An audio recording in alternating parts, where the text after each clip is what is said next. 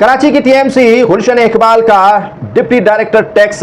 रशीद बुर्डो की कहानी सुनाता हूं। रशीद बुर्डो जो डिप्टी डायरेक्टर टैक्स हैं टीएमसी गुलशन इकबाल, आपको पता है कि गुलशन इकबाल किसी दौर में डीएमसी हुआ करती थी और ईस्ट की मशहूर और कमाने वाली डीएमसी थी, और अभी भी जब से टाउन बना है तभी टैक्स कलेक्शन होती है। लेकिन यहाँ पर कौमी खजाने को डंडी कैसे मारी जाती है, टैक्स कलेक्शन कैसे होती है, प्राइवेट लोग रखे हैं डिप्टी डायरेक्टर टैक्स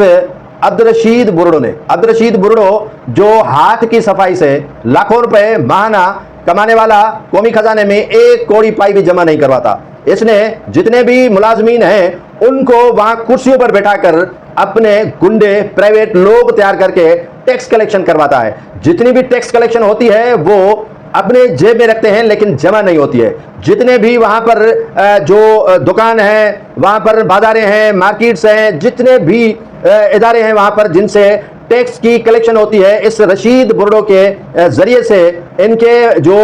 कहा जा रहा है कि हसीब नामी शख्स मॉनिटरिंग करता है। उसकी लोकल गवर्नमेंट में नौकरी नहीं है, वो लोकल गवर्नमेंट में मुलाजिम नहीं है, लेकिन रशीद ने रखा हुआ है कि आप टैक्स की वसूली करोगे और कौमी खजाने में एक कौड़ी पाई भी जमा नहीं करवानी है, सारा कुछ मेरी जेब में जाना चाहिए। उनको परसेंटेज दिया जाता है और वहां पर जो मुलाजमीन हैं जो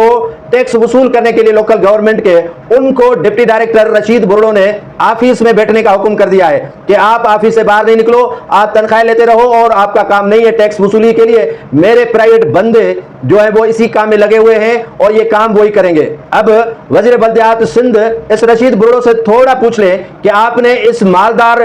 टीएमसी गुलशन इकबाल की जो टैक्स वसूली की है इतने अरसे से, वो कितनी कौमी खजाने में जमा करवाई है, कितने टैक्स जो है वो आपने पेड करवाए हैं, कितने चालान भरे हैं, तो आपको अंदर से आवाज मिलेगी कि हमने कोई वसूली नहीं की है। लेकिन हसीब नामी शख्स इनका बरखुरदार है और उन्हीं के बंदे सारी गुलशन इकबाल की इस टीएमसी की टैक्स कलेक्शन करते हैं, टैक्स वसूल करते हैं, अपनी जेब भरते हैं, लेकिन कौमी खजाने में एक कौड़ी पाई जमा नहीं होती।